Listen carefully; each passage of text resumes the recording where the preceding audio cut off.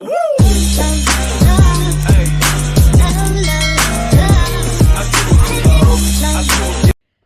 students, welcome back to my channel. I am up with a new chapter, Madam Rides the Bus. And this chapter is all about a girl whose name was Walaimai, who was also called Wali for short. She was just 8 years old girl and she was really curious about things, and one day she got really curious and excited, and also one wish crept in her mind that she really wanted to do that particular thing. So let's discover what was that thing that she wanted to do. So there was a girl whose name is Walaimai, who is also known as Wali for short. She was just 8 years old girl, and वो बहुत ज़्यादा curious रहती थी चीज़ें करने के लिए. Curious का मतलब होता है कि हर चीज़ को एक्सप्लोर करना चाहती थी वो.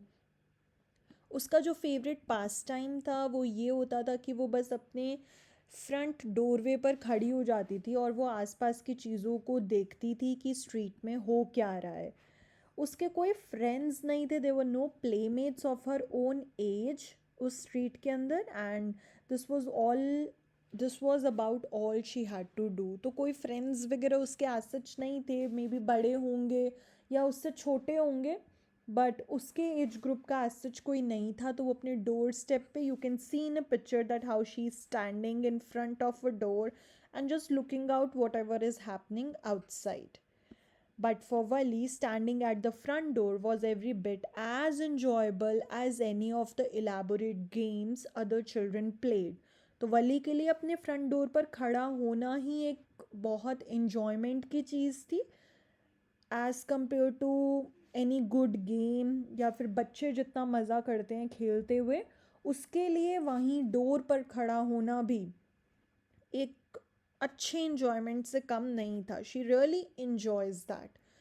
Watching the street gave her many new unusual experiences. अब ऑब्वियसली एक रोड पर तो डेली सेम चीज़ें नहीं होंगी, सेम चीज़ें तो होंगी, बट उसके साथ साथ डेली कुछ ना कुछ न्यू चीज़ें होंगी, और ऐसी चीज़ें भी होंगी जो वो अपनी एज के अकॉर्डिंग तो नहीं कर सकती है अभी.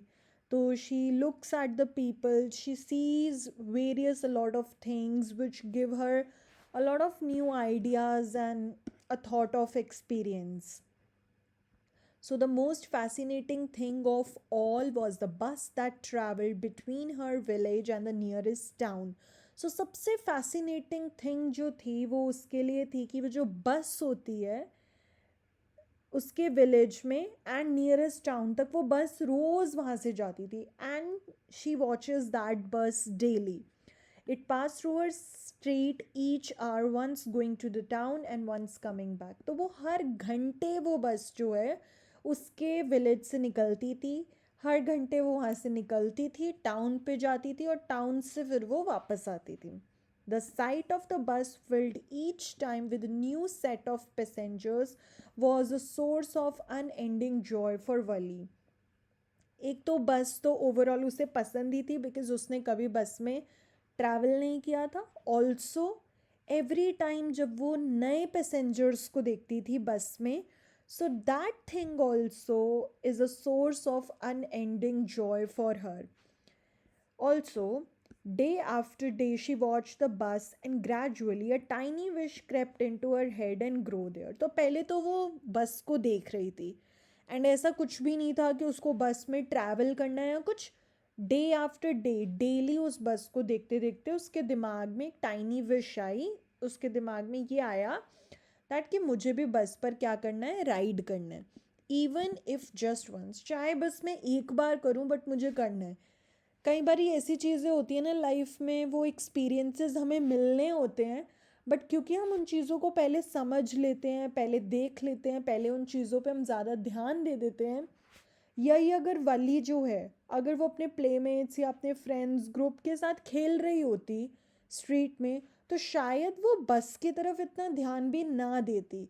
But because she has no playmates और वो अपने फ्रंट डोरवे पे खड़े होके चीज़ों को ही देख रही है, तो ऑब्वियसली उसका ध्यान डिफरेंट चीज़ों की तरफ जाएगा ही जाएगा, और यही हुआ कि उसका ध्यान कहाँ गया, एक बस की तरफ गया। एंड इसी वजह से उसकी विश वो दिमाग में है कि मुझे ट्रैवल करना है। May be she can travel, वो फ्यूचर में जा सकती है, जब वो बड़ी होगी definitely she can do that, but उसे अभी करनी थी वो चीज़ पूरी, बिकॉज क्योंकि उसको समझ आ गई थी कि ये भी एक चीज़ है जिससे जॉय मिल सकता है, and why not to try. So this wish became stronger and stronger until it was an overwhelming desire for her. तो ये विश जो थी वो बहुत ज़्यादा बढ़ती गई ऑन अ डेली बेसिस, और अब जब भी वो बस को देखती थी तो वो बहुत ज़्यादा ओवरवेलम हो जाती थी कि मुझे ये करना है। मतलब उसको कुछ नहीं समझ आता था एक बस को देखकर, सिर्फ उसके दिमाग में यही बात होती थी that I want to travel. Wally would stare wistfully at the people who got on or off the bus when it stopped at the street corner. तो वो लोगों को बहुत ध्यान से, बहुत एक चाह के साथ लोगों को देखती थी जब भी कोई भी बस पर चढ़ता था या कोई भी बस से उतरता था। Their faces would kindle in her longings, dreams, and hopes. If one of her friends happened to ride the bus and try to describe the sights of the town to her, Wally would be too jealous to listen and would shout in English, proud, proud.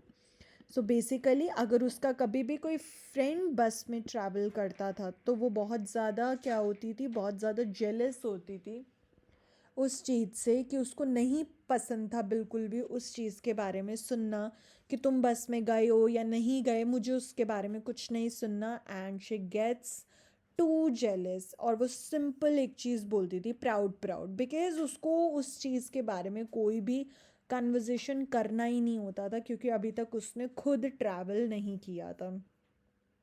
Neither she nor her friends really understood the meaning of the word proud, but they used it often as slang expression of disapproval. तो proud का मतलब ना तो उसको ना उसके friends को इतना पता होता था, बट जनरली वो यूज़ कर रहे थे एक डिसअप्रूवल के लिए। ये समझ में था कि प्राउड इसलिए बोला जा रहा है बिकॉज समथिंग इज़ रॉन्ग, और कुछ एक्सेप्टेंस नहीं है, इनफॉर्मली बोला जा रहा है।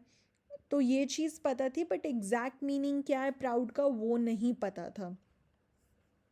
Over many days and months, Wali listened carefully to the conversations between her neighbors and people who regularly use the bus, and she also asked a few discreet questions here and there.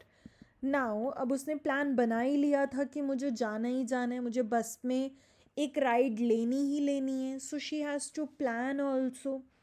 सो बहुत दिनों तक वली ने क्या किया, बहुत ध्यान से जो भी उसके नेबर्स बस में ट्रैवल करते थे उनकी कन्वर्जेशंस को उसने बहुत ध्यान से सुनना शुरू कर दिया कि ये बस कहाँ जाती है, कितना टाइम लेती है, कितने पैसे लगते हैं, और उसने भी कुछ क्वेश्चंस इधर उधर पूछने शुरू कर दिए।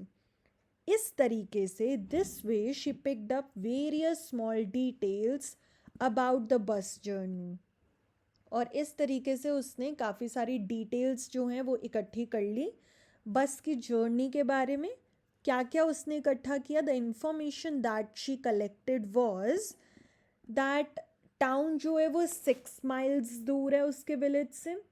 उसका जो फेयर है यानी कि 30 पैसे फेयर है एक साइड का, which is almost nothing at all, she heard one well dressed man से।